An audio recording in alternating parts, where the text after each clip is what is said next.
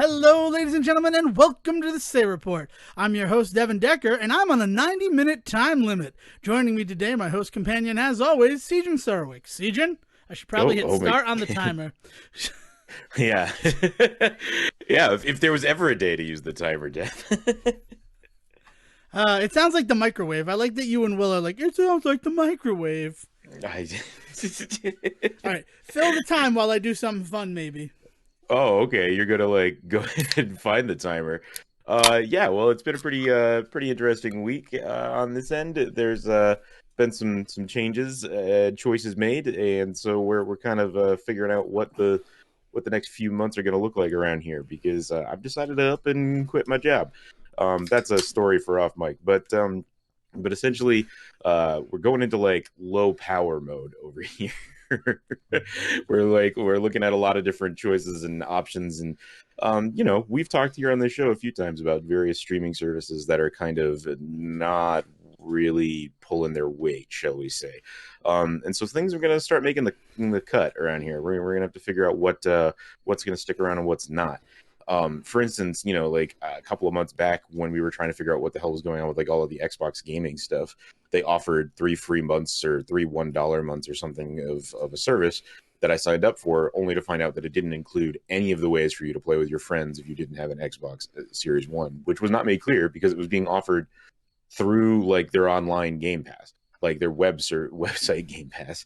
So like why it was being offered there as this thing and not being clear that, hey, for in order to do like cloud gaming and all of that stuff, you're going to need to make sure you have a system, was a little crappy.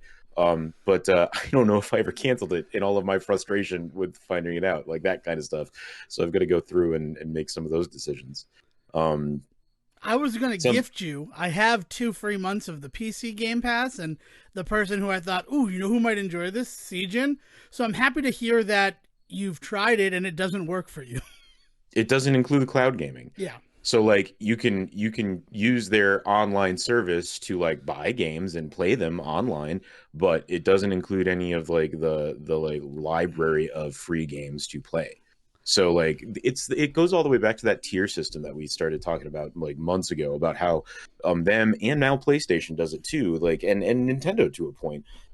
Everybody's broken their premium service up into these tiered systems, and that's not too unusual if you think about like back in the days of like Hulu, of like, do you want ads or not ads? But even that's gotten really muddied now because even if you pay the premium price, sometimes you do get still ads depending on what show you watch, and the same goes for the games. Sometimes you get access to these games, sometimes you don't, depending on if you're a gold member, a platinum member. So Sometimes my you have question access though, to. it sounds like what you paid for is Xbox Gold, not Xbox Game Pass. See, that's the confusion Yeah. because there is a cloud pass, game pass, gold pass, silver pass. Like there's a whole bunch of different stuff because there is the game pass where you get like the free games from them, but that doesn't include specifically cloud gaming. Right. You have to have Ultimate Right, Game Pass, which includes the gold, so that you right, can play online with other people. right. That's cool. I don't know. I unfortunately will say that I am an Xbox boy now. I don't think you get 3 Xbox Series X's and a Series S and not also get mailed a card that says I'm Xbox boy. BOI, yeah. Yeah. Oh Xbox man. boy. It's such a good deal for me, especially like I was talking about that game near the tail end of last episode, Flynn Son of Crimson. That's Mhm. not a game that I would ever play if it weren't something that was. I mean, it's a game that I would love, right? It's a game that is totally up my alley. I enjoyed getting the full gamer score on, but it's not something that would really ever come across my plate if it weren't able to be shown to me as part of Game Pass. Right, and that's the best case scenario, right? Like Yeah. that's the beauty of these kinds of systems is that they're going to put this thing in place and because they're able to kind of create a profile for you as a user, because they're able to rotate the service, there's all sorts of things that they can do to highlight games that people would not normally get the chance to see, right? And bring that to people. They find that everybody comes out happy. Devs get to make more games they want. They make more money on the Xbox end. Like, that's gorgeous. That is like so ideal scenario. The problem is that they've worried so much about making sure that there's a service for everybody, and that's not even fair, because really what they worried about is making sure that they could get money from as many people as possible, really. And that they've created all these different, like, it almost feels like a customizable menu of systems. And this isn't just Xbox. I want to make this clear, because I'm also running into the same problem sometimes with PlayStation, in that, whereas I have gone full on in PlayStation, because I always have, and I don't have any issues, because anytime something comes up as like a free game for PlayStation or a demo or online, like, I have access to it, because I have the highest tier that PlayStation offers. And that's really the secret, is that if you just pay for the most expensive tier, then you never have to worry about going into these muddy waters to figure out what's going on, because it all exists for you, right? And so I don't have these problems. But, you know, we've got friends at work that want to get on and play a game with us, and it turns out that this one particular game they don't have access to, because it was an online game that was offered under this tier of the service that happens to also need online play and all this stuff. And it's just like, okay, well, I'm not going to make you pay $25 to play this 10-year-old game with us today, just for like an hour, and then probably never play it again. So that's out, right? It just it creates such a weird, like, system of like, it's not clear, right? Like, it obscures so much of what you're paying for and why you're paying for certain things, that sometimes you end up paying for stuff you don't mean to. Like I said, with this whole, like, Cloud Pass stuff, I was so mad, because the first time around, a year ago, when we first kind of did these little experiments, something like this that they offered did include the cloud gaming, and that was like eye-opening for me. Like, being able to sit at my computer, any computer, and log into my Xbox account and play a game online anywhere I was in the world, like, was cool, and it worked, and I liked doing it. And we tried a couple of things together and stuff like that, and that was fun. But this came around again, and we thought we were going to have that kind of fun again, and suddenly we couldn't, because certain parts of it just didn't work That's the way nuts that to we were me. told I they would. don't. I have no idea. And I guess that's because I have only. What brought me to Xbox was the Game Pass. The idea of having this Game Pass where you can pay a flat fee for the month, and it's really affordable. It's like $15.99, and I have access to games with gold and the entire Game Pass library, both PC and system. Now, granted, did I need to buy a system to get access to the system side? Yes. But Xbox is also being smart, and they have warriors who can compete on both the Switch side and the PlayStation 5 side. So, Mm-hmm. again, they're trying to appeal to everybody with this. And coming in with that $15, giving me online access and giving me the Game Pass, that's fantastic. But I don't know anything else. I've never known any other way to do things, because I waited long enough to have all of the options that Xbox had available before making my decision. Whereas with PlayStation, I wasn't going to get involved until the PlayStation Plus offered me the free games. And Yeah. even then, it was when I saw that if I buy this yearly, if I do it as a yearly subscription, then I'm saving money overall. I'm really only paying for like 10 months as opposed to the full 12. So really, my value is there, because you're given about $20 worth of games every month So, anyway. do you have access to the cloud gaming beta that is still technically in beta? Do you have For access to that with Xbox, what you pay yes, for? yes. Okay, because that's not necessarily part of the PC Game Pass. That Right. must be Well, part of your gold thing. that's part of a Ultimate Game Pass Ultimate, or Ultimate Game Right. Pass, whatever. I don't know what it Right. is. So Yeah. yeah. Well, all I know is that, because one of the reasons is the system that we bought specifically to be kind of our media server in our main, like, living family space. That one we've said we're not going to download games on, but that doesn't mean that we can't cloud stream them there. And Right. that's fine, because then everything is in the cloud, and we're probably not going to bog down our hard drive with all of the things that make a computer not work. Right. Right? We're Yeah, not no, messing around. yeah. But yeah, so the thing that they've been offering for, like, try for $1 or try for 3 months for $1, whatever, is this PC Game Pass stuff that you would think would include that as, like, part of it, right? Like, you'd think that would be part of that game library, and apparently they're two separate services. I don't know I where mean, the it makes demarcation sense is. to me, in a gross way, and not in any way that like I'm happy to say it makes sense to me. But I think what they're trying to do is to bring you into the PC Game Pass. Honestly, their big draw right now is they have the exclusivity out of the three main consoles with Vampire Survivors. So with PC Game Pass, you can play Vampire Survivors, which is a $3 game from Steam, right? You pay $3, you got Vampire Survivors. So you pay those $3 to Xbox. They get you for 3 months, and you get to see all of these things that are available. But, and this is the real insidious part about the tier-based subscription model. When you have the tiers, if you're the lowest tier, they're going to flash in front of your face all of the other things you could get to play with if you joined a higher tier of the subscription. But what designates something being on the cloud service versus PC Game Pass?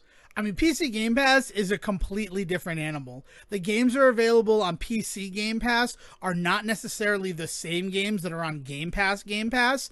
And then between those two lists, there is a third list of games that can be played cloud-based on the systems. It's not a great service. I mean, I'm not sitting here to say that all of this fecundity is the best way to sell it, because I will be the first to say this is bad. This is bad for the consumer because it confuses them.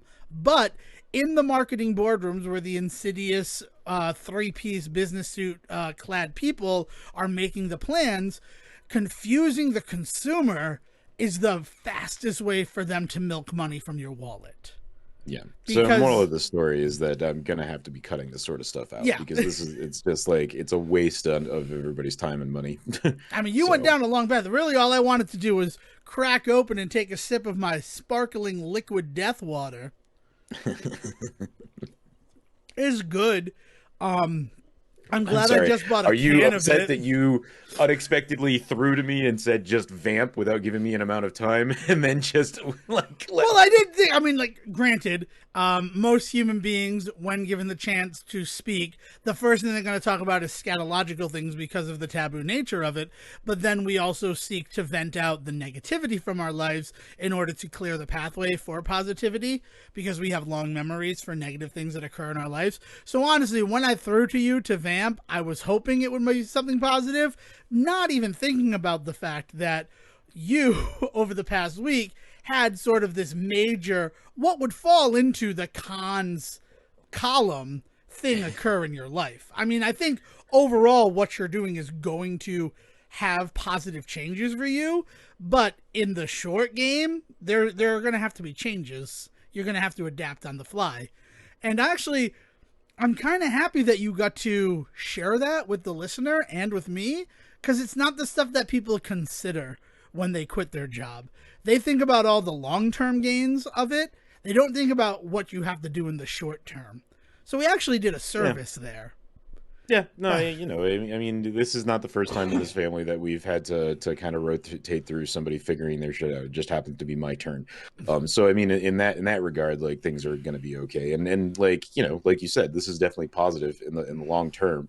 But yeah, in the short term, maybe paying a bunch of money to Microsoft for a service I can't utilize is probably not the most financially stable idea, right? Yeah, exactly. But also then to go to the other two, that the PlayStation thing, it's something I've never even considered, and the reason why is I did buy a year subscription of the regular PS Plus, but that's going to be up come October 1, and I don't know what I'm going to do going forward.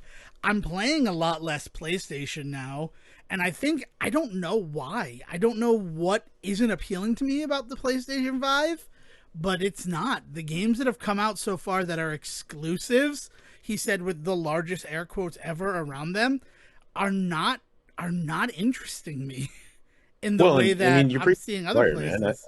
I mean, you're talking to somebody that spent the year waffling on whether or not they were going to buy a 5, and when the opportunity finally arose, I turned around and bought a second Switch. Yeah, like you're not no skin off my teeth. Like, yeah, man, I get it.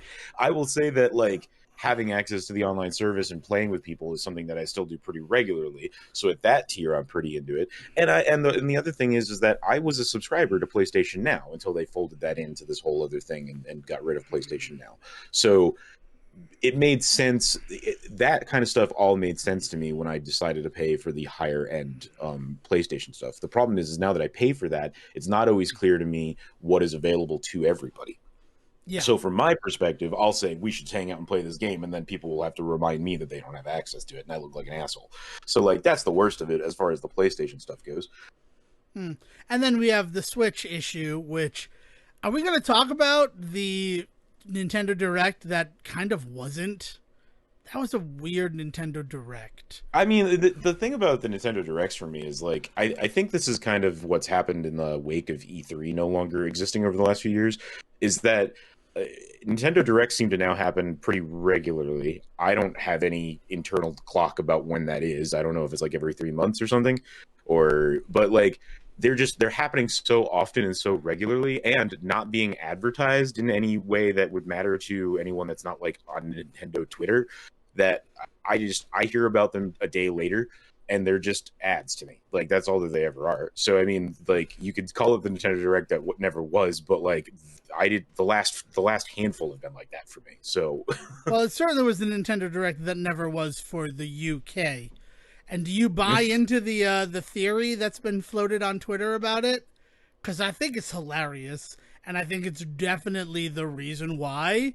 But also, I mean, no, I don't buy into theories on Twitter, but what is the theory on Twitter? oh, so there was all this talk about how the death of Queen Elizabeth II might affect the Nintendo Direct that was supposed to be happening the week afterwards. And it did. It did not play direct in the UK. They could watch it once it was all wrapped up. They could choose to watch it.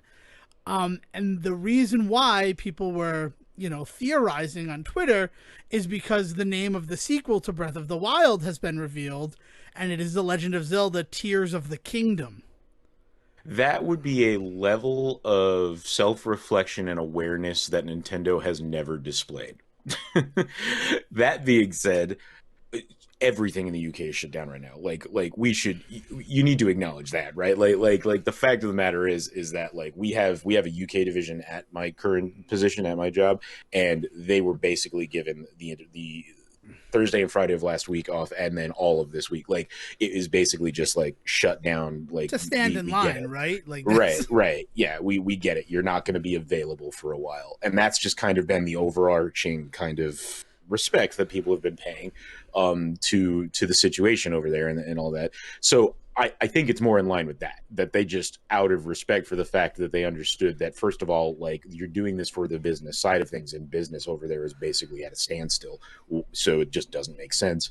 I mean, maybe, and again, if that is true, I applaud that kind of like self-aware like thinking that Nintendo does not does not ever kind of seem to indulge in. So I mean, it seems so strange to me because clearly it's not the Tears of the United Kingdom, it's the yeah, Tears of the Kingdom of Hyrule.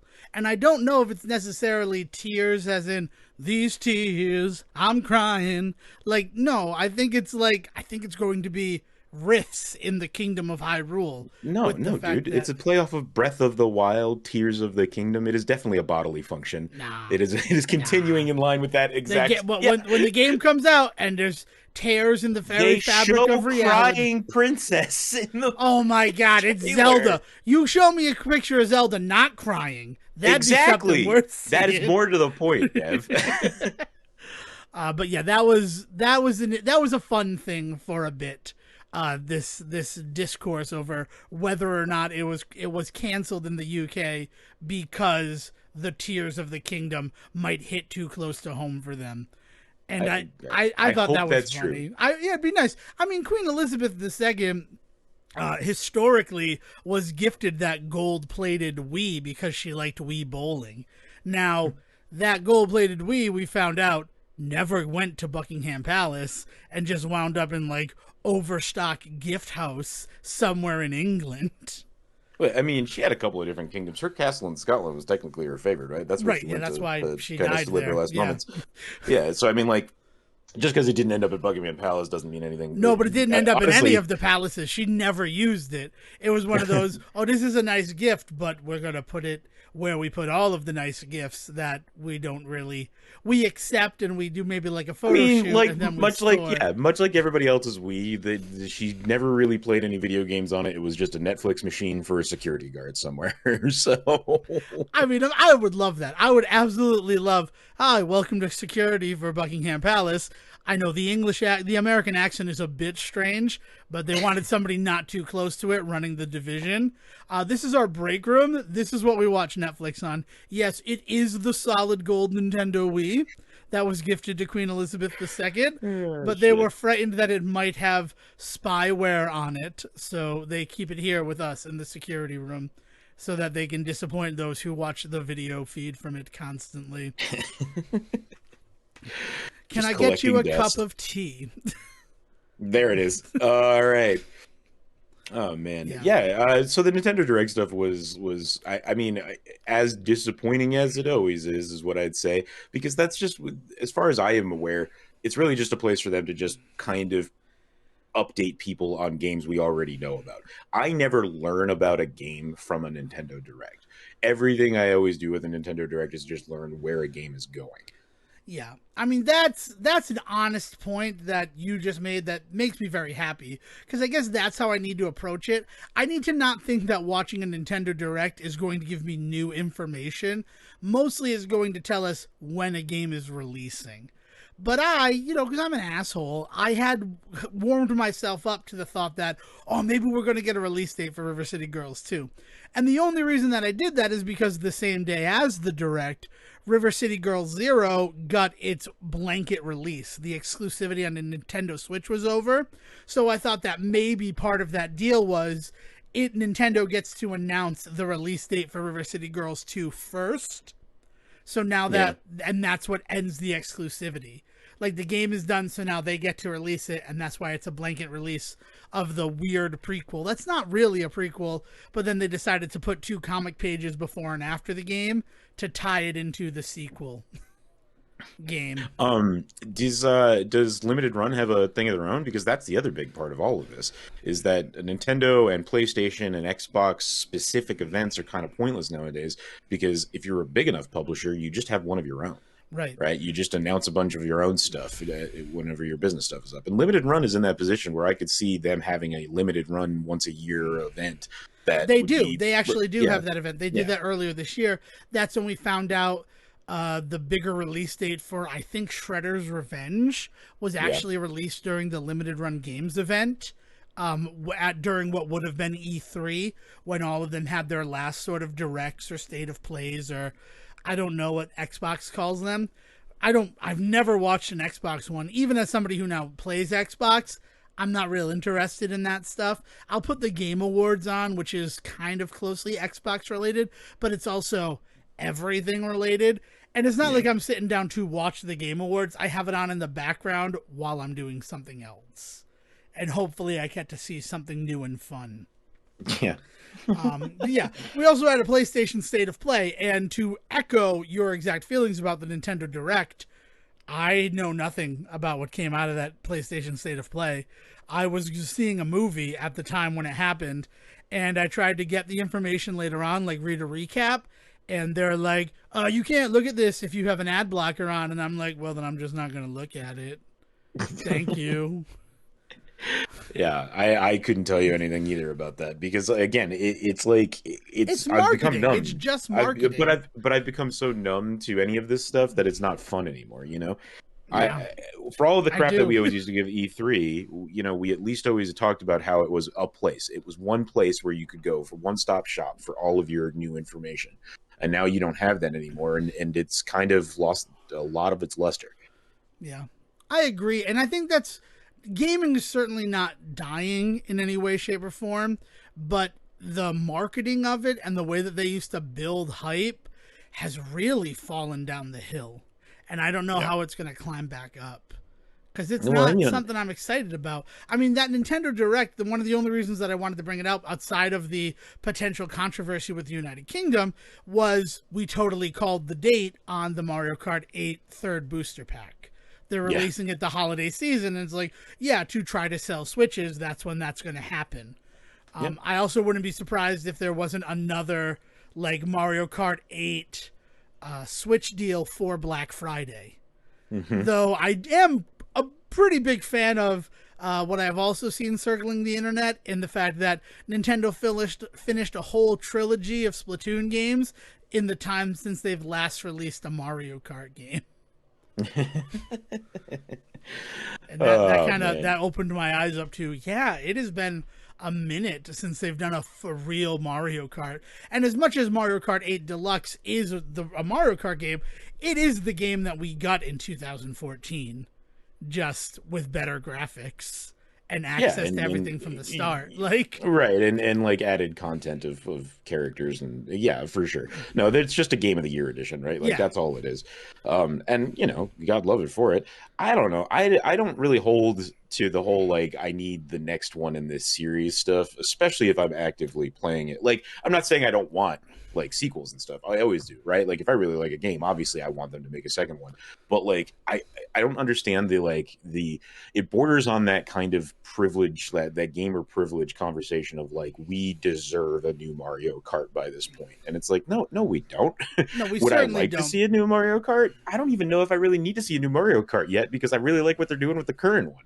Like I'm not done playing with the current one. If there's a new Nintendo system out, I would like to see what they can do on that with a new I would Mario hope Kart. that if the follow up to the Switch, whatever it's called, they do a Mario Kart 9.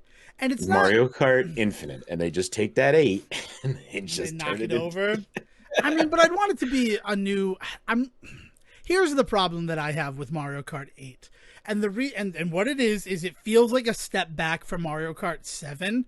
Now that's probably a weird thing to hear, but Mario Kart 7 on the 3DS felt like the first real upgrade and update to the Mario Kart series in a Mhm. long time.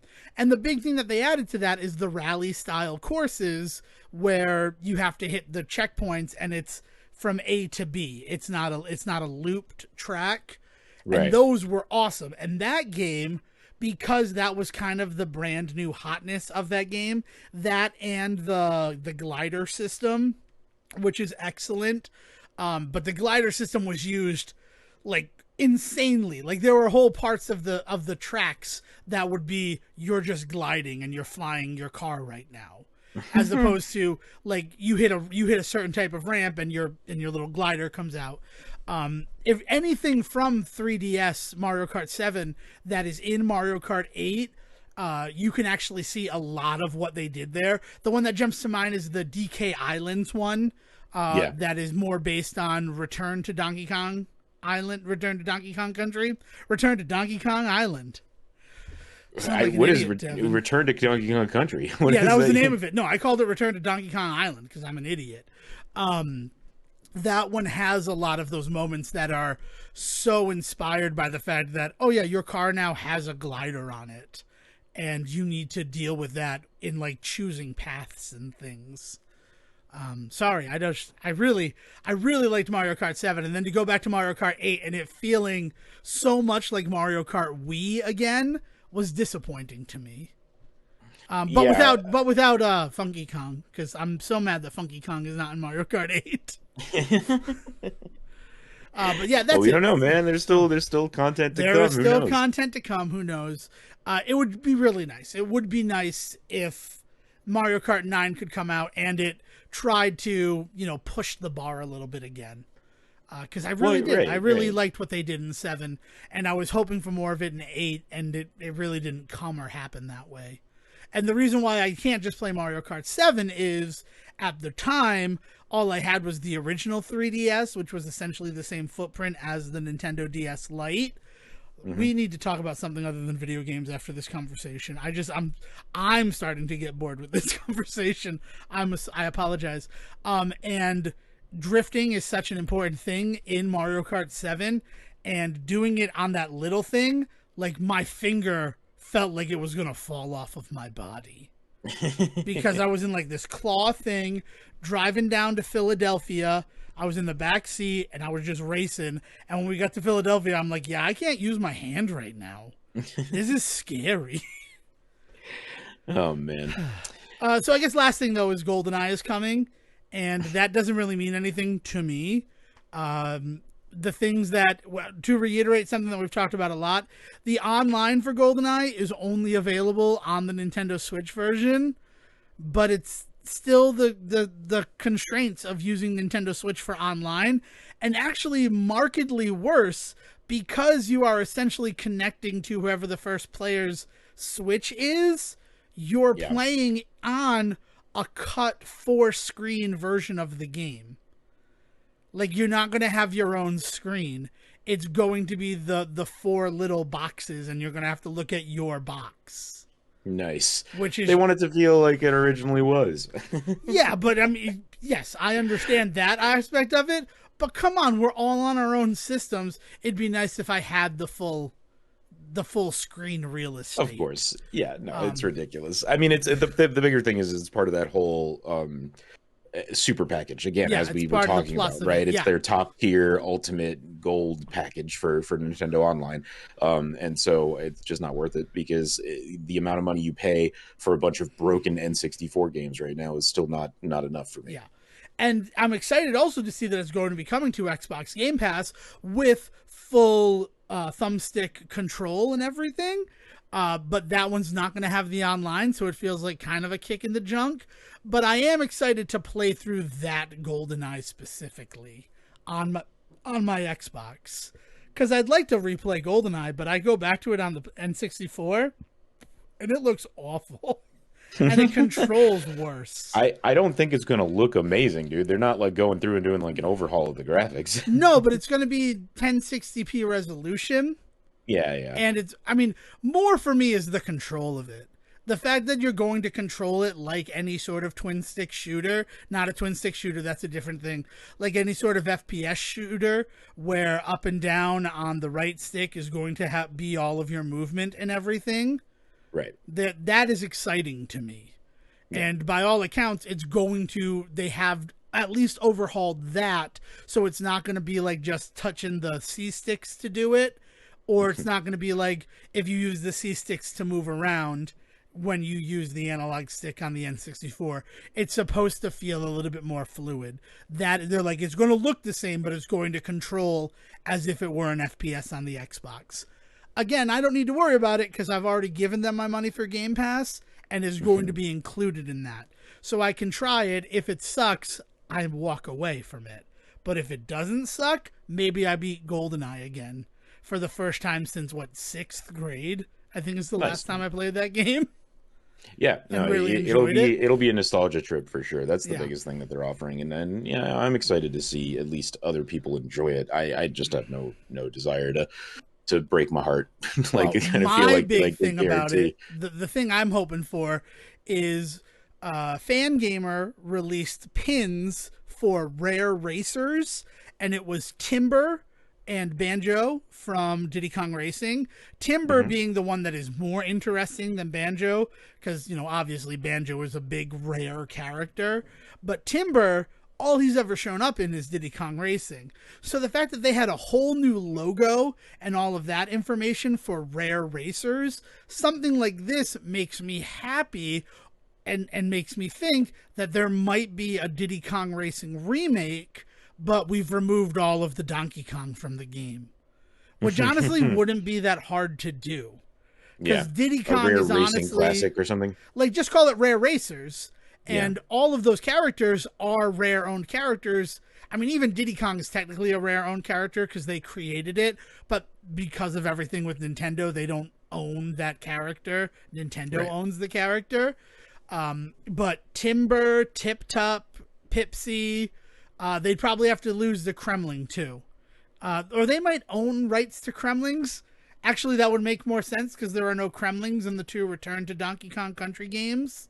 It's all new Donkey enemies. Kong Country Returns and Tropical Freeze. Tropical Freeze. Yeah. It's all different things. Enemies, it's not Kremlings. So it very much could be like all of the characters except for Diddy Kong. You just remove Diddy Kong from it, and they released that game maybe with overhauled graphics or maybe the same way that they're doing GoldenEye.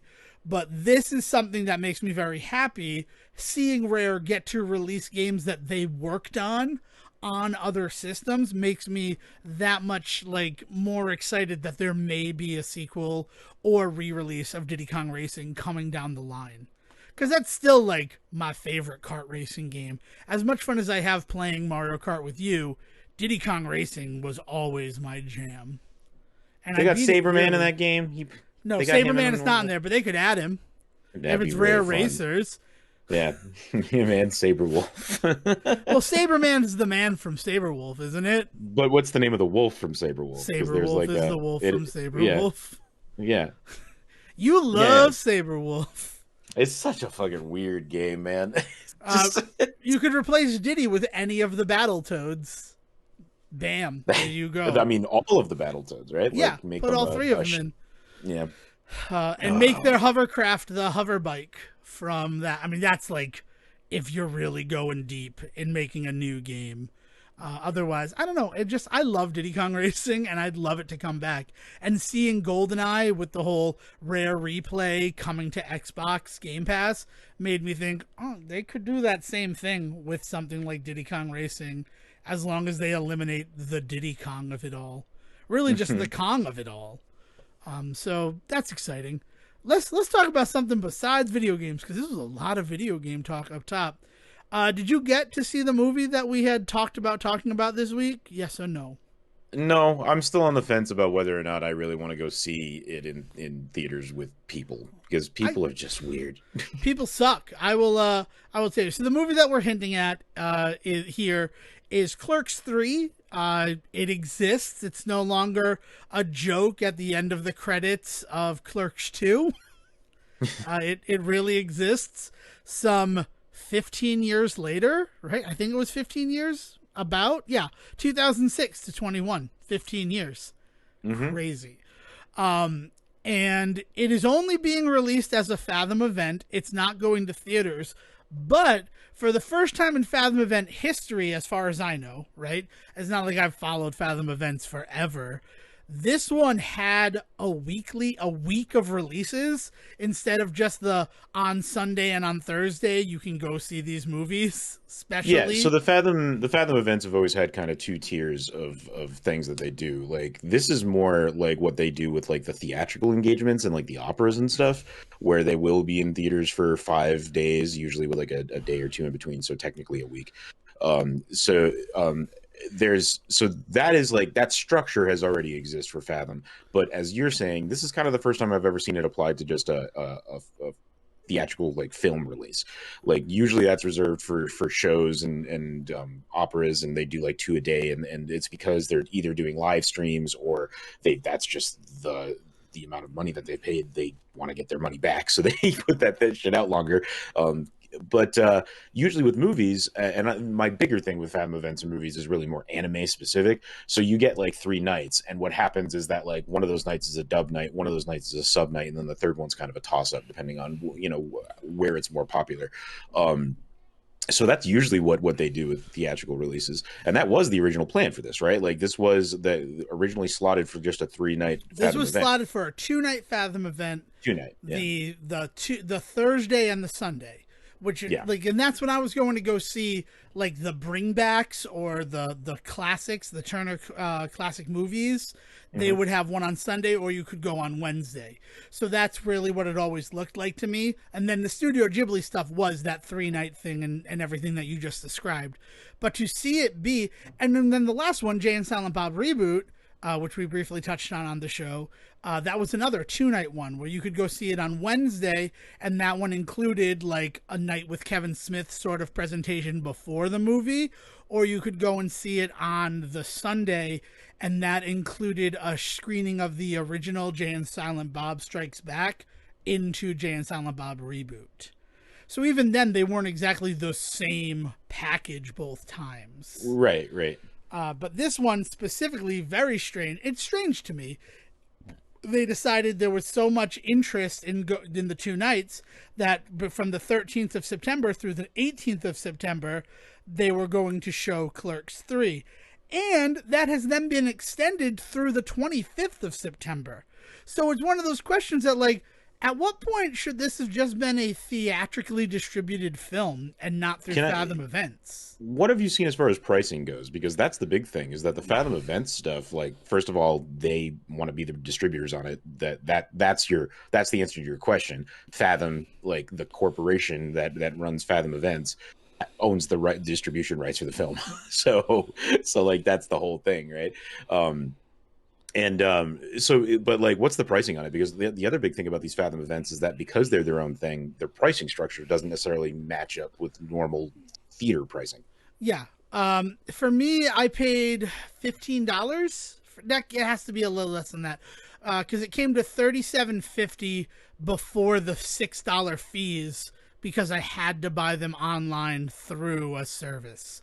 I wasn't Okay. allowed to. I went to go buy them on the website for the movie theater, and it's like this needs to be purchased through the Fathom Events website.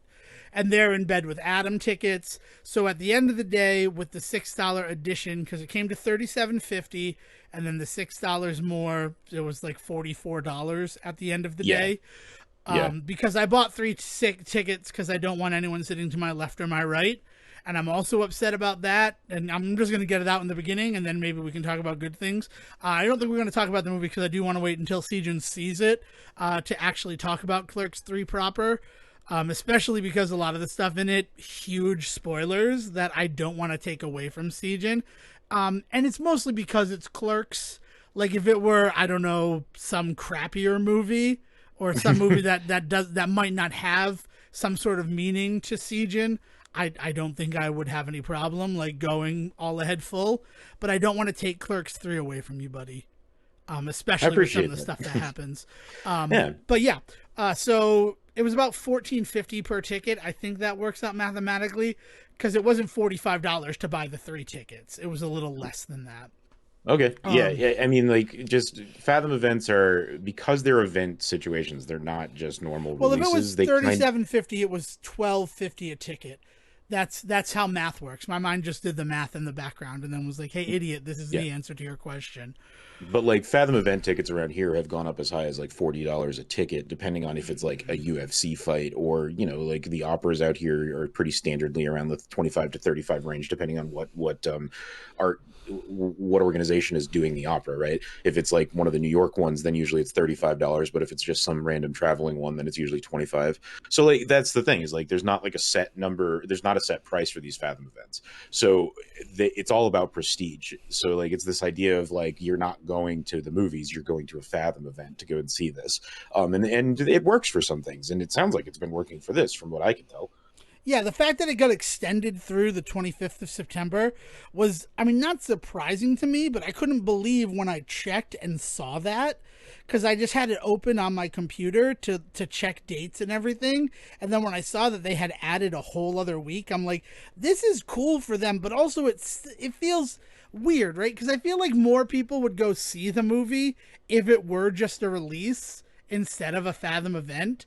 Because I also think that along with that prestige comes some prejudice to be like, I don't know if I want to be a part of that. I know for me personally, Fathom events I've had a lot of problems with. Like I want to go see the Woody Harrelson movie that they shot live, Yeah. Lost in London. And that film, which was supposed to be like this shared experience for everybody across the world, it got delayed. The stream got fucked up.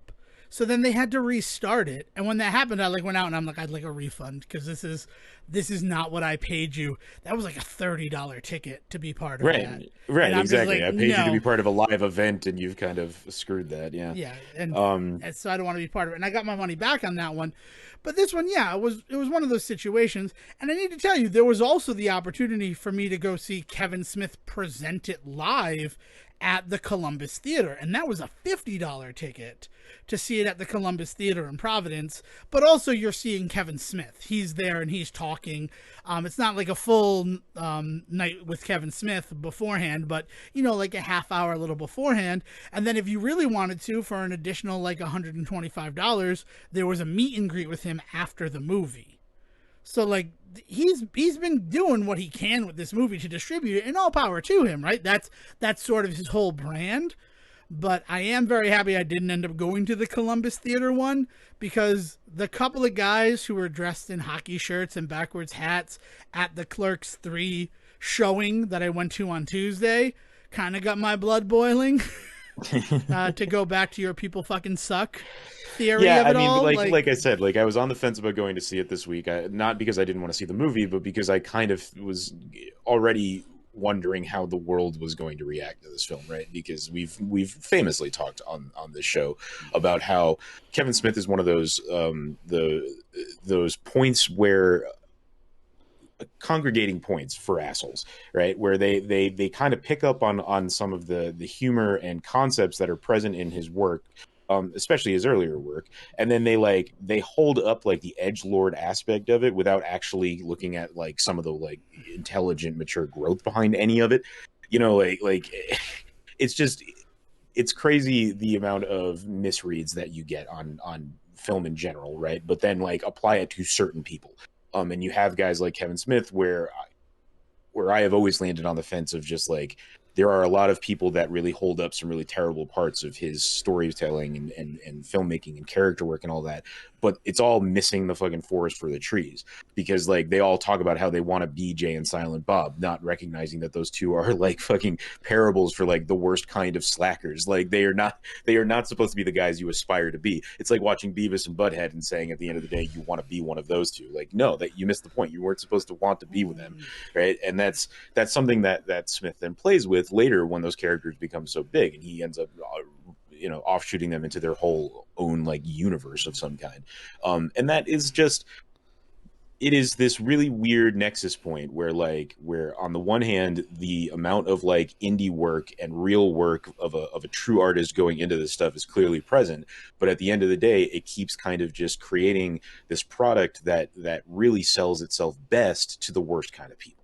And how do you justify that? And like listening to him as an artist talk about that, that's the other big thing that's really been important for me about all of this, is that Smith is not the kind of guy to be elusive and never talk about like his career or that anything that's happened to him. In fact, he's made a bigger career about talking about the behind the scenes of his work than he ever does with the stuff that he does on screen.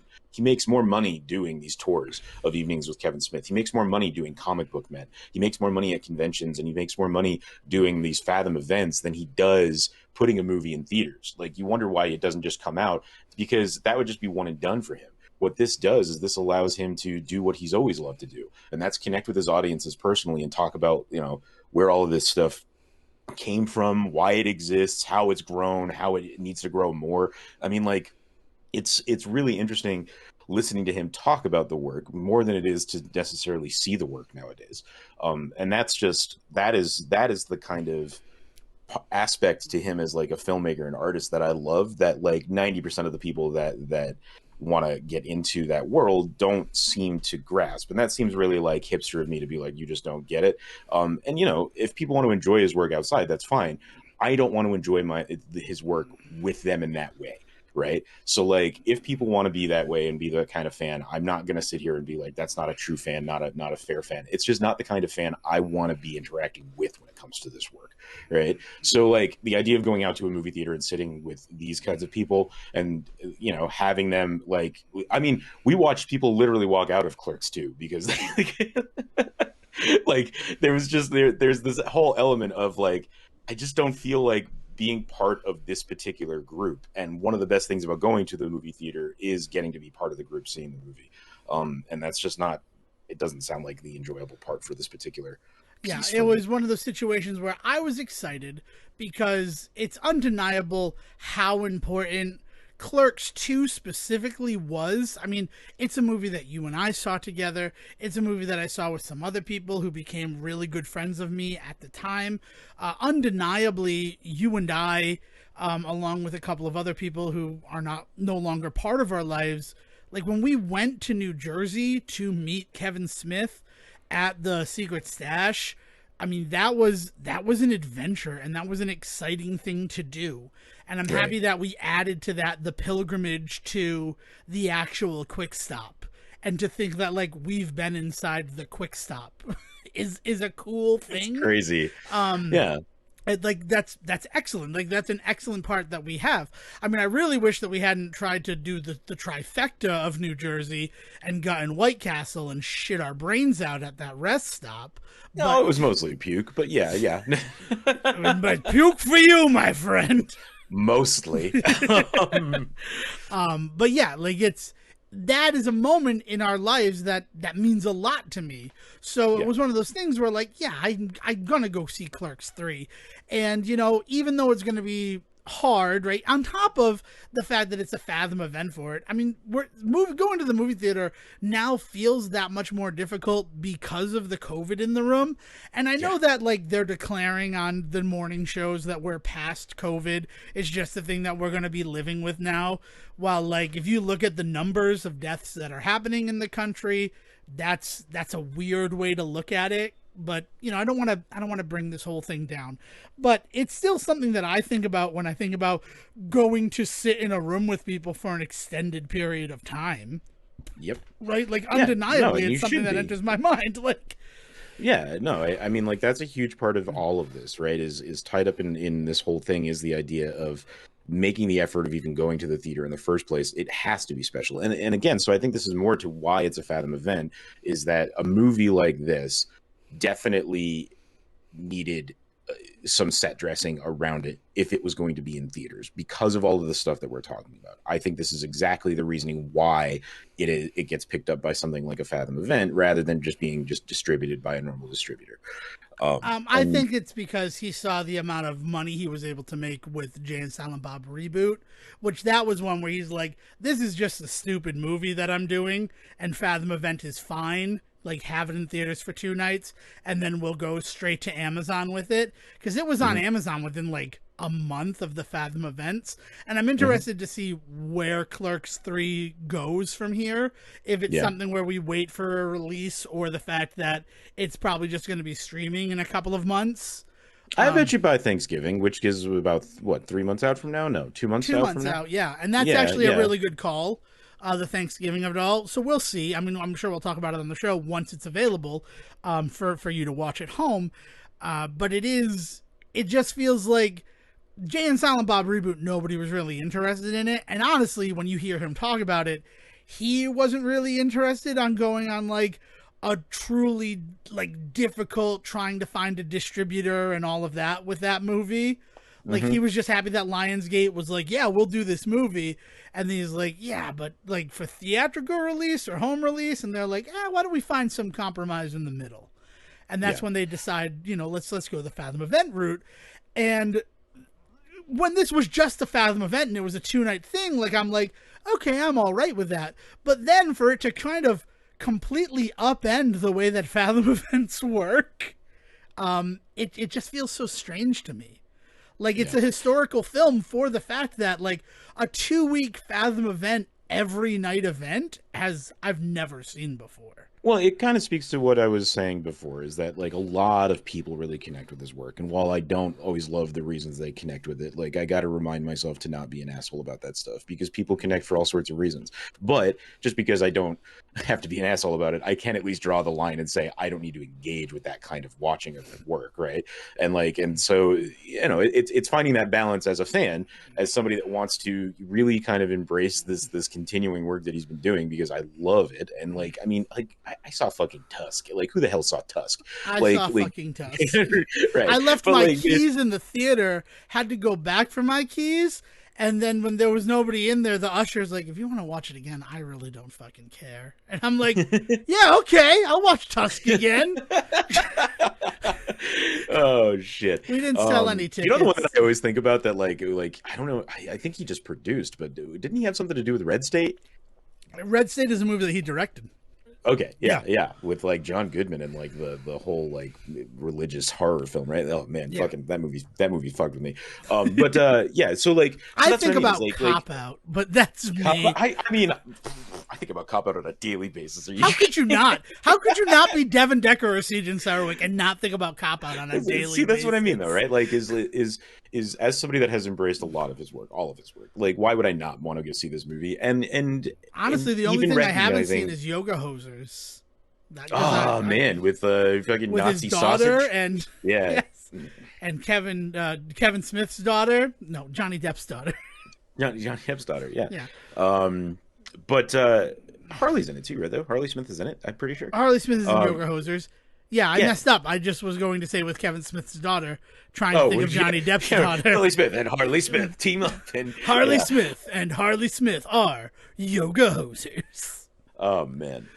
Yeah, so like why would I not go and see this, right? And part of seeing his work is also kind of indulging in that shittier side of myself that I don't always love, because there is that element of release, right? Of seeing these two assholes on screen. Dante and Randall are so cathartic characters for me, because you watch them misbehave. I mean, it's the same reason that I've always enjoyed this kind of humor. It's this idea of being like, you cannot say this, you cannot do this, you cannot be this, but watching a clown on stage do this stuff does feel good. There's a reason we all like comedy, right?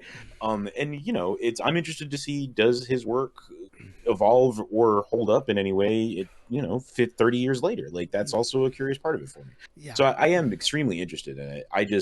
I don't know if I've got it in me to brave a theater for the reasons that we've talked about, and that, like, to see a movie that I will be perfectly happy and still get all of this, like everything I have talked about is also something that I can get from my own couch. I don't need to go to a theater for this kind of like cathartic revelation when I see this film. It's not like, the next Star Wars movie that comes out, I might have to have a serious thought about, like, do I want to see it in theaters because the big pictures, right?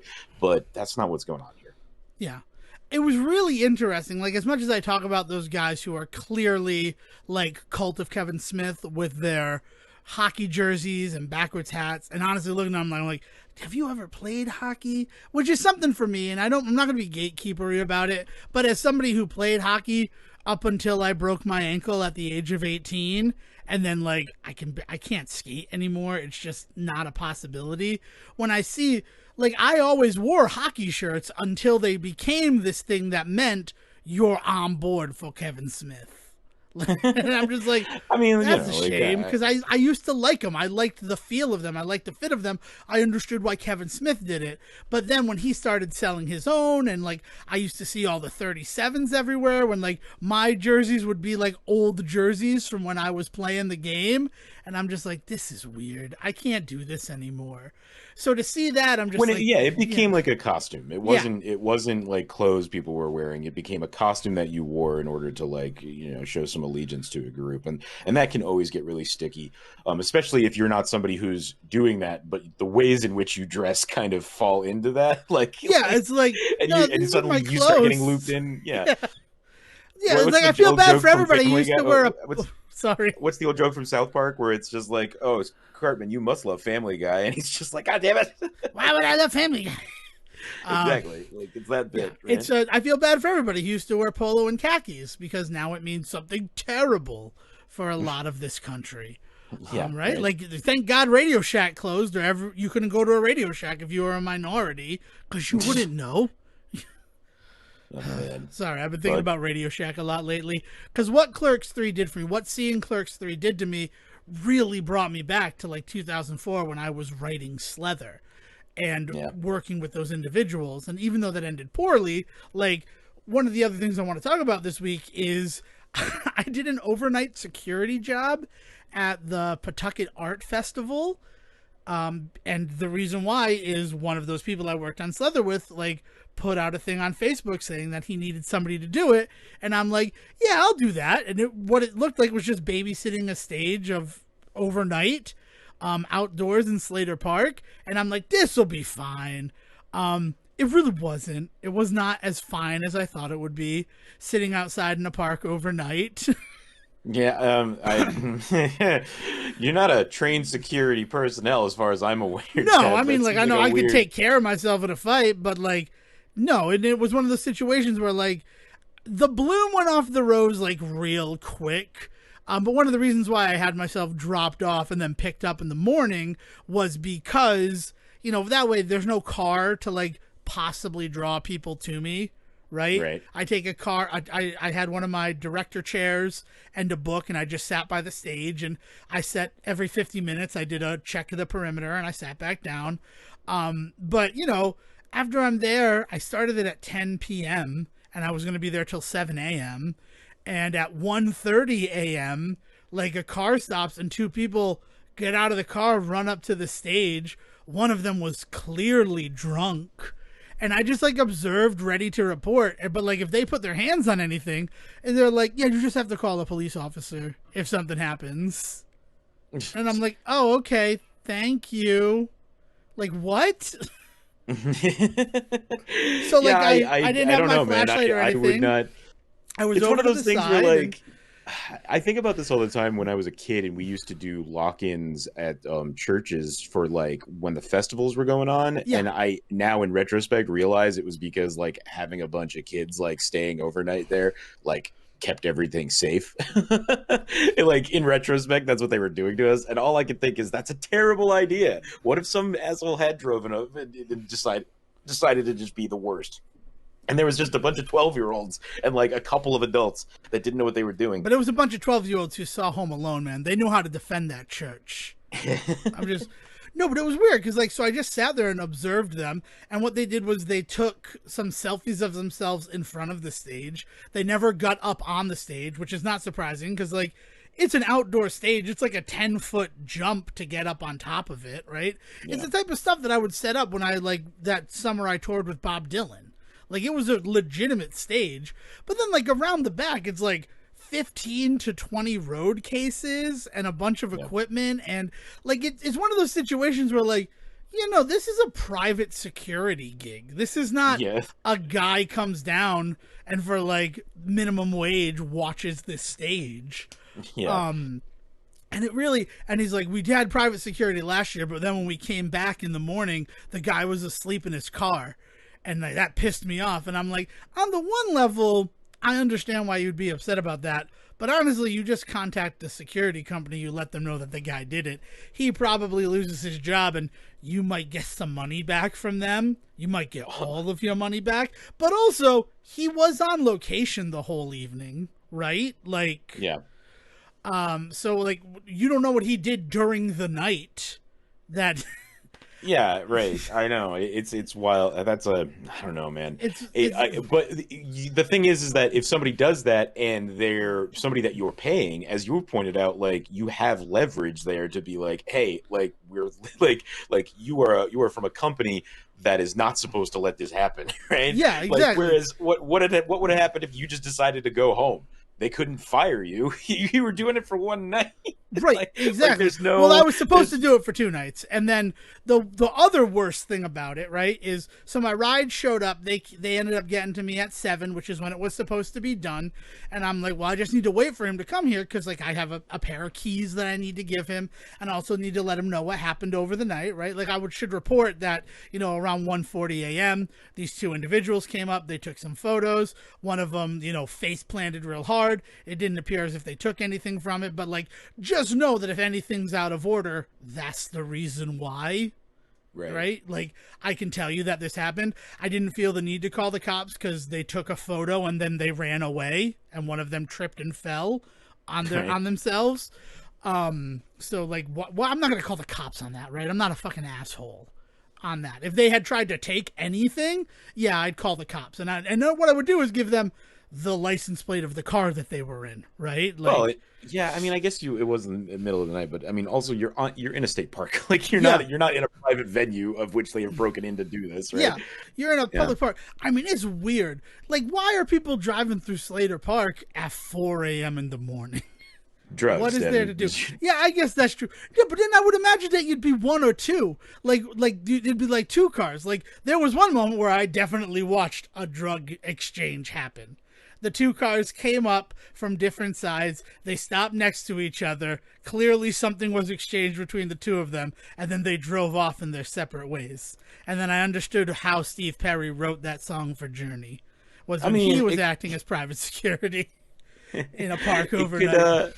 It could have been a Craigslist exchange, like, I need a new waffle maker. We'll meet me at Slater Park. At 3 a.m. It's 3 a.m. and I desperately need a waffle maker. Oh no, it's Dunkin' Donuts. It's time to make the donuts, and we don't have a donut maker. Shit. Yeah, quick, get to Slater Park. get to Slater Park, get to the back of Slater Park, because this is the carousel area, and Slater Park is where the stage was. So it's not like it was the front of Slater Park right off of Newport Avenue. Local references get your local work. So I'm like you need to be deliberate to get this deep into the park right here. Also, Dev, never underestimate the allure of an empty park for just a late night makeout session. Like, that's a good point. We used to run yeah, up but all the time. I'd want to go make out by the dog shelter, right? I love the sound of dogs barking while I'm making out. I'm not even touching that mental image. It's also weird that there's a full-on animal shelter in the middle of Slater Park. That park is crazy to me. I'm just gonna share it. But yeah, so that was like a whole thing I did. But yeah, so then my ride shows up at 7 to get me, and I'm like, we need to hang out. He sent me a text at 6:40 saying that he'd be there a little after 7 o'clock. 7:45 rolls around. I called him at 7:30, no answer. 7:45, and like, I had a place that I needed to be, right? Like, the reason why I was able to do this whole situation was because I had somebody who could take me down there, and then I needed to do something in the area at like 8:30 that morning. Well, it was 8 o'clock, right? So that's why 7:45, and it's like, if we don't leave, you're going to be late. So it's like, well, you're going to have to come back here anyway. If someone else can take me out there, are you fine picking me up from there? And then we go on to this appointment. So, like, it all works out on that thing. But then 7:45, and like, we have to go. And then as we leave the park, they've shut all of the roads in Slater Park. So, like, we're unable to leave the park because there's barricades up. Well, wait, so your ride was able to get in but not get out? Because my ride got there at 7 o'clock. But then they started shutting them at 7:45 for like 8 o'clock. It was so weird. And then, like, you know, we go to the guy and he's like, can you just move the barricade so we can leave? And he's like, oh, if we move this barricade, how are you going to get out? Because we barricaded the entrance. It's like, so why are you barricading right here as well? If like that's like, it was the weirdest discussion. There has to be a way out, you jackasses. Yeah, like, it's just like, we'll move the barricade up there, right? Like, we just need to leave. We're guarding the stage all night, and now we want to get the fuck out of here. And he's like, I don't know what to tell you. You could turn around and try to go that way. And we turn around and try to go that way, and the guy stops us, and he's like, the road is closed. You have to turn around. And she's like, and it was my mother who picked me up, and she's like, we just want to get out of here. Like, he guarded the stage all night. We just want to leave. I mean, what the fuck is going on? And he's like, I mean, that's not my fault. The guy says it's not my fault. Like, no, it's not your fault, but like, can you just move the barrier? And it's not like it's a heavy duty barrier. It's a freaking sawhorse. Like, can you just like move it to the side so we can leave? Because man, that's out of union rules, man. He's got to call the barrier guy. Well, he was the barrier guy, thankfully.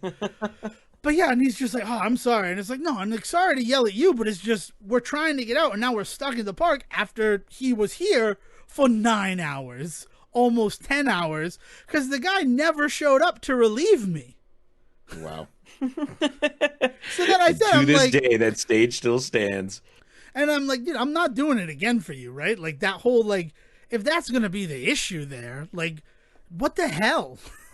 And it really just reminded me, right? Because on the one level, the Clerks III involved, I'm like, you know, I was really good friends with this guy. Maybe this can be a way for us to reconnect, right? In the wake of the pandemic, we've all been, maybe not we all, but it seems like people are looking for human connections again. Maybe ones that they lost along the way. And I'm not saying that he's going to be the best man at my wedding, but like, maybe just to make sure that the hatchet has been buried between us, right? Now that, dear God, almost 20 years have gone by since everything fell apart on the set of Slither, right? Like, maybe we can be okay with each other. And it's just that reminder of the fact that, like, oh, one of the reasons I don't like working with you is you're just, like, bad at management. Yeah, being a flake is a bit of a bust. Yeah, no, man, it's that thing where you realize that like everything changes and everything stays the same. Like, yeah, and that's exactly what it was. But also like a nice thing of just like a night of solitude, basically camping at the stage in Slater Park. I really had some like eye-opening stuff. Like I confronted a lot of the issues that I've had going through in my mind and found solutions for it, which was great. Like, I'm thankful for that part of it, because I wasn't expecting to have an existential breakthrough about my own happiness and where I am in the world right now, but it helped being alone with my thoughts overnight in a park. That's why you got to pay your taxes, kid. Fund those state parks. But yeah, and I don't really have anything more to say, but like I did wanted to share that like that's a big thing that I did as part of my weekend was that. And I was going to do it again. You were going to be getting a Devon in this episode who like maybe had an hour of sleep once I got home from doing it again. And then like also I dodged a bullet because I had signed on for 10 to 7 and then when he posted for other people that had been extended from 8 to 8 and I'm just like fuck you, I couldn't have done that. So like yeah I have a life. 10 to 7 makes sense because everyone in my life is asleep by 10 o'clock. There's a reason why there are professional services for this kind of thing. Like Dude, that, the other thing you is know, that it's a park, it's a city event. Why not just put a cop on it? that's a whole other kettle of fish, man. I don't even want to start making the union jokes again with that. Right, exactly. I mean, that's the thing, but I don't know. I just remember as a kid, like, police presence at things. Yeah, I mean that's a little iffy nowadays for some very good reasons, though. You know, like there's very much been moves towards like non-police present events, like that actually being a promoted part of the event. Well, and things yeah, like but, that. you know, So in that overnight regard, at the park, right, guarding right. thousands of dollars of equipment. Yeah. Do you want the guy, like, do you want Devon Decker, or do you want maybe somebody who could actually do something? Yeah, no, I agree. Especially Again, that's if, why like, there's like professional businesses that my do this. job was essentially if something happens, like if people try to take things, don't be a hero, just call the cops. And it's like, so there are cops who are up right now. There are cops who are working. They just don't want to be wasting their time at Slater Park, man. Like that's the deal. Yeah, I know. It was an eye-opening experience, and it was a reminder about that. Like, I'm pretty happy to have the Say Report and the Adam Sandler Cinematic Universe as my creative outlets. Because hell is other people, man. And seeing Clerks 3 and that whole experience, big reminders of that. Yeah, for sure. So about you, what have you been up to? We got 20 minutes on the clock. Is there anything that you wanted to make sure we talked about? Just it's interesting that you were talking about like creative outlets, hell as other people, and like some real issues with that, because like one of my big outlets for trying to ignore the world and stuff right now has been, while creating stuff with you, is also taking in a lot of shit like YouTube and stuff, right? Just really quick, simple, like stuff that does. I don't want to be thinking about the outside world, so I'll put on like a playthrough of a video game for 20 minutes before I fall asleep type stuff, right? And even that's starting to fall apart because there's all of this shit going on right now with YouTube and more problems with now the personnel side of the whole creator restriction stuff that's been going on. Do you know any of the stuff that's been happening in terms of like it's not age restricting. Well, I guess it is age restricting in some cases, but they've been like age restricting videos now on some creators, and there's been this whole upheaval because some smaller creators have pointed out how some of the larger creators are not necessarily facing the same scrutiny when it comes to that sort of stuff. And yeah, but that larger creator makes us money, so we can't scrutinize them. Right. And so the larger thing seems to be, though, specifically is like then there starts to be these weird conversations about like race and sexism and things like that too, because then even within some of the larger creators, there's been a very noticeable difference in the way that, say, women creators are treated or black creators are treated versus some of the white creators that are out there. It's a wild thing. This whole thing started because a big gameplay, a big playthrough thing that's been going on, Let's Play, that's the proper term, I don't know why. But the big Let's Play that's been going around for a while now is Mortuary Assistant. It's this little like adventure gamey style, like click and puzzle game style stuff. You're an assistant in a mortuary, and you get stuck there for the night, and you realize pretty quickly that there's like something going on with some of the bodies, right? And so that's just kind of the larger like aspect of it. But specifically, there is a scene in it that is very, very graphic, self-harm oriented scene, right? And pretty much across the board, creators, hard game Let's Players have been playing it, and this particular video has that in it. has gotten flagged. That is where I kind of came into this, right? Is I knew that there was this particular scene in it, noticeably like, you know, video 14 in somebody's like 18-part series of it was the only one I couldn't watch on my work computer. I had to watch on my home computer. Fine, they're right next to each other. It doesn't really bother me. What I didn't realize had been going on is that for some of the larger creators that were looking at this video, so specifically guys like Jacksepticeye, Markiplier, like these guys that do these larger, scarier videos, I think like Horror Gaming Bros, I think, got in on it too, but they were not getting flagged, right? Then some not small creators, but not of that size, were getting flagged, and one in particular, Corey. So I know him as Corey Cross Kenshin or Corey X Kenshin, but Corey Kenshin I think is just his actual name on YouTube, and he made a whole series about his kind of dealing with that particular part of the game getting age restricted, and him noticing that other larger creators were not. And when he's lucky enough to be in this position to be big enough to have a YouTube rep to go to speak to, but obviously not like getting these guaranteed million view videos out there. So he knows the place that he's kind of in on the scale, and he goes to his YouTube content like guy and is just like, hey, like why am I restricted when none of these other videos seem to be? And they look into it and they come back and they're like, oh yeah, we looked into it, we just removed the restriction for you. And it rubbed him the wrong way, like rightfully so. And I encourage anybody out there to go look him up, like Corey X Kenshin on YouTube. He does a whole video about this whole experience, and he justifies his feelings in a lot better way than I think I'm going to be able to do justice here, because he also spends more time on it than the 10 minutes that I probably be able to. But essentially his whole point was, what I told you this video was restricted. You went and you compared it to these people that weren't restricted, that are much more successful than me, much whiter than me in a lot of cases, and you very specifically come back and say, yeah, we decided your video shouldn't have been restricted. So why was it in the first place? Like, and why do I have to justify my content up against these other people? Like, rather than why was it not judged on the merit of its own content and deemed like allowed or not? And like ask these questions to his YouTube rep.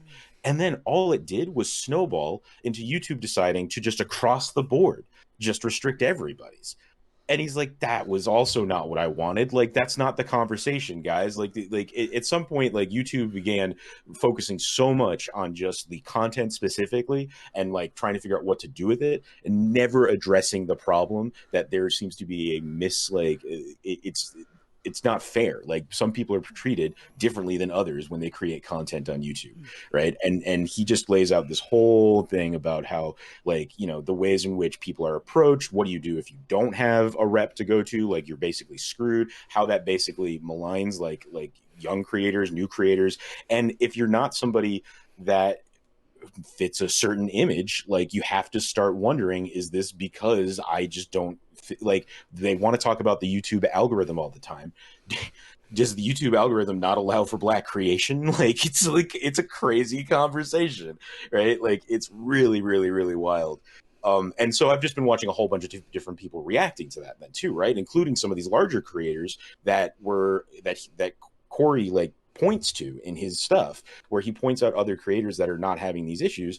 And one of the biggest ones that has a really good couple of reactions to it that he talks about is Jacksepticeye, because he actually is currently in a house in a relationship with another creator, Gabby on YouTube. I forget what her last name is, and that's going to kill me. It's not Gabby Smolders. It might be Gabby Smolders, but anyway, I'm not going to be able to tell you anything about a YouTube creator. But they do a lot of peer content together, where like they'll do games together, or they'll do the same game, and then he'll release his, and then she'll release hers, or vice versa. So like they have a very symbiotic relationship as content creators outside of their personal relationship. They do a lot of stuff, that similar stuff together, right?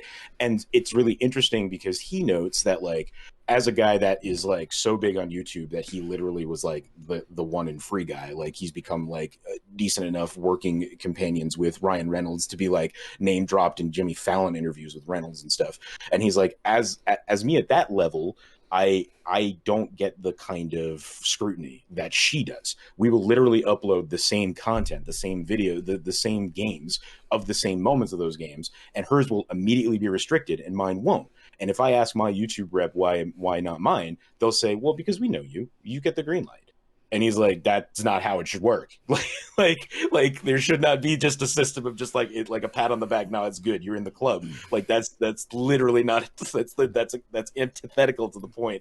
So I don't want to break yours or anyone else who's listening's mind here, but that kind of sounds like a microcosm for how society works, right? right, Because but laws apply to you up until a point. These yeah, the rich 1% of this country who are able to do whatever the fuck they want, damn the consequences, aren't even then the consequences usually monetary to the point where they don't really fucking feel it, right? It's not yeah, really a consequence. They just write out a check for whatever it is, and that's what they're making like every 8 seconds. So does that yeah, really dissuade them from that behavior, or does that tell them that that behavior is all right as long as you can pay the fine associated with it, right? That whole thing of that anything that has a fine as the punishment is a tax on the poor is not wrong, and it disgustingly feels like exactly what is happening at YouTube, yeah, especially if Jacksepticeye, what they're saying is, yeah, but you're good, we know you're good, like you get the green light no matter what.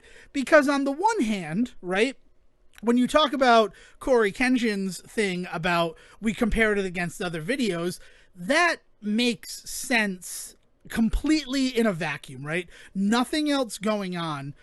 Yours is restricted. These other 3 are not restricted. We're going to look at the 3 videos that aren't restricted and see why they weren't restricted. Maybe Corey Kenshin said or did something that got it restricted outside of the content, right? yeah, So yeah, that's a normal first step to do it, right? In a vacuum, right? We're going to compare these. And when it happened, you used language that like really just sort of upped the thing to like, we need to restrict this video. I mean, and that's not how YouTube works, because YouTube does not exist in a vacuum. Nothing in our society, our culture, exists in a vacuum completely without consequences or other things to measure it against, right? right. So, like, No, exactly. but because that's the thing is that like when that happened and all these other things, they were quiet, they didn't have a comment on it, right? Because maybe you comment during the self-harm thing and that could be taken as like, oh my god, like why the fuck would you say that about what just happened in this moment, right? Right, Like yeah, like but if it's a silent let's play and you're just presenting the same content, the same video, like there's no reason that any of it should be restricted. So the fact that it's happening, then you have to look at the other factors of it. And it's not surprising from like the monetary point of view, which is unfortunately the only way that you can look at any fucking thing in this world. The fact that like, well, they're making us money, right? So yeah, we need to have their footage out there, even if on some level we disagree with what they're having. They're putting money in our pockets, and at the end of the day, we are a business, and yeah. that's fucking gross. Right. Well, and that gets to some of the stuff that Jack specifically is talking about in some of Yeah, his stuff with like young creators and new creators and not having access to that stuff. Like what are you supposed to do if you're trying to get your channel off the ground and you get hit with a bunch of restrictions? And he points out like there are bigger channels that have been brought to their knees by people just doing mass reporting. And the YouTube system in place is like, whoa, mass reporting, shut it all down and then look into it. But by that point, like you've lost search engine optimization, you've lost presence on top lists, like top tier lists and stuff like that. Like you're screwed if any group of people out there decide to do that. So like there's no protection of the artist. It is always about attempting to protect the YouTube brand in any of this. And just to Corey Kenshin's point about everything, it really seems like when YouTube says they want to protect themselves from artists, they are much more particular about what they do with creators of otherness than they ever are with some of these larger white creators. And that seems to be very, telling, glaring, right? A lot of this stuff is really interesting because you can also go all the way back to the early days of YouTube and the kind of guys that had the time to fucking like blow off steam and record it and put it up on YouTube, right? Like these were kids in very privileged positions where they had high-end computers and they were uploading and they had this knowledge of how the system worked. A lot of stuff that not everybody in every situation had access to.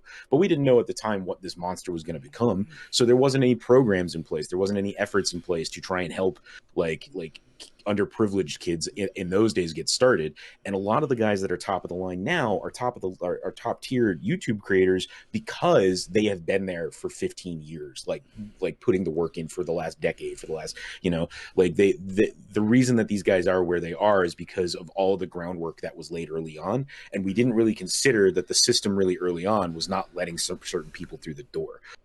Lo and behold, we start talking about things like systematic racism and systematic sexism present in this huge entertainment like conglomerate that is present in YouTube.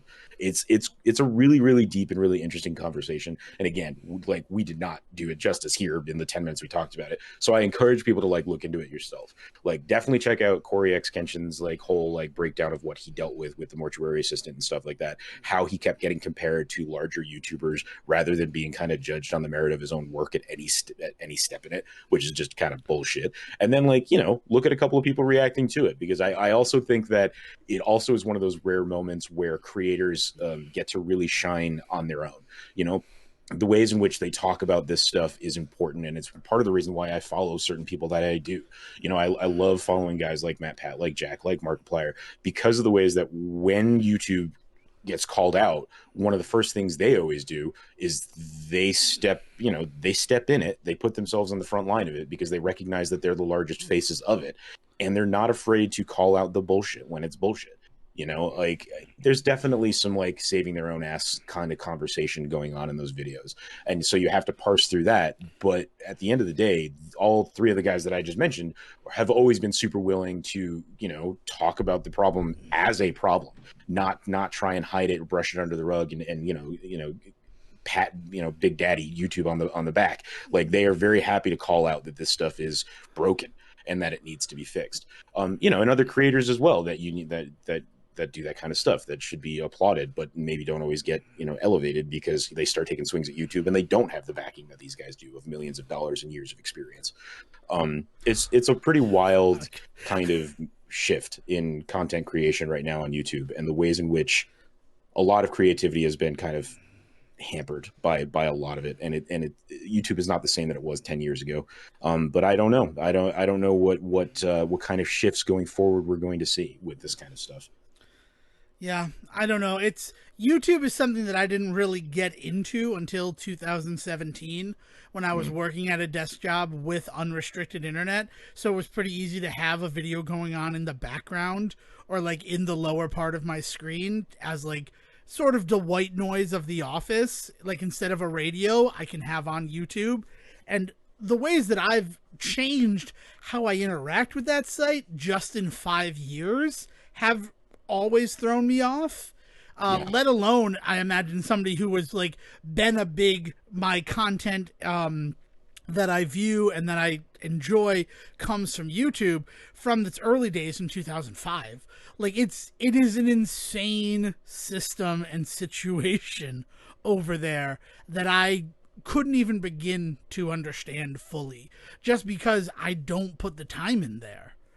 And I mean, even to some of the stuff we talked about at the beginning of this episode, right? Where like trying to find anything that was a release from the PlayStation announcements, the Nintendo announcements, anytime Xbox things announcements, and like how certain games will float to the top. And for certain people, it also changes human to human who's watching it too, right? So like you'll send information to me about a game release info that like I had no clue about, or like you'll be like, oh, I've been seeing videos for this for weeks online, and this, and I'm just like, I had no idea this was even existed, So like the ways in which it creates kind of bubbles for people to exist in is still happening with all of the stuff that they've tried to fix over the years, because they are one of the major players in a lot of what happened in terms of all of the political shit going on in this country right now, right? Yeah.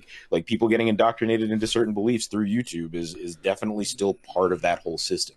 right? And they've tried to do a lot of this stuff in order to kind of alleviate some of that as well, but it's not working. And then you know, the other side of this whole coin is all of this shit that was happening months ago that I did kind of mention for a hot second, where in like compilation videos, like try not to laugh or try not to flinch videos or whatever fucking nonsense people do for content, they'd watch other people's videos and they'd get flagged, restricted, or even kicked from YouTube for showing like Logan Paul videos. And it's like, okay, but Logan Paul is still on YouTube and still this video is actually still up and still getting numbers. So why is he allowed to still exist on this site in this way, whereas I, who put this video up, like am reacting to his shit, is in trouble? I mean, this was a huge thing a couple of months ago, that where a woman was very, very active at kind of disproving a lot of like crafts and science videos online. She kind of found herself her niche doing that. She really wanted to do creation videos, but she got a lot more views like discrediting like 5-minute craft videos and shit like that. And she loves it. She doesn't mind doing it. She sees it as a service, because one of the big videos that she discredited is this whole electro wood burning like nonsense that you see online, where like YouTube videos are like teaching guys to pull parts out of microwaves in order to send a huge electric shock from a car battery through a piece of wood in order to create cool looking burn marks that then like look like art. And like, people are dying doing this. Yeah. And these 5-minute craft videos are just like, do this real quick. It's so easy. Just screw up the side of your microwave, steal this entire part that's going to give you radiation, and then on top of that, hook it up to a car battery and send 20,000 volts through your system. And people are like dying. And she's just like, stop doing this. And then YouTube pulled her video saying, don't do this. But none of those videos that are up there teaching people how to do it. And it was this whole back and forth with YouTube about like, why did you pull this video? And they were like, oh, well, it's showing people how to do this thing. And she was just like, my point, you know? And so like, it's happening all over, you know? Yeah. All right. Well, that is my time for this week. Anything else that you want to add at the end of this one, Siege, just before we send this one off, or? Finished my first full playthrough of Inscription and found a lot of the secrets, but I'm definitely going to be diving back in. So I'm not ready to talk about it yet, but I did get through a playthrough of it, and I'm just like, I'm angry. Not at the game, but like there's a lot of stuff left on the table, and I know there is, and so now I got to dive back in and go looking for it. Excellent. Me, I'm returning to Monkey Island tomorrow with the release of the Return to Monkey Island. Nice. I played through 1 and 2 to prepare, so I'm going to have that to report on next episode. So those are things to look forward to. If you, like Sejohn, have some reservations about going to see Clerks 3 in theaters, why don't you guys co-commiserate by finding him on Twitter at Siege versus the World. Yeah, and if you also have been poking at Monkey Island, because with the release coming out, I know a lot of people are excited, let Dev know how some of those experiences went, especially because you played the originals, right? You didn't I got out my old discs and loaded them up through Scum VM and was able to play them again, so... Yeah, so you can find him at Devon D. Decker and let him know how you played and what you thought. All right. So until next time, thank you guys for stopping by for this 90 minutes of fun episode. William, please bring us home. Bye-bye, folks. Thank you for listening to the Say Report with your host Devon Decker and Sejohn Serwick. Please follow the guys on Twitter and Facebook by searching for The Say Report, and you can always subscribe on your podcast channel so this is delivered straight to you and you can enjoy it every week. With apologies to your mother, we'll see you next time.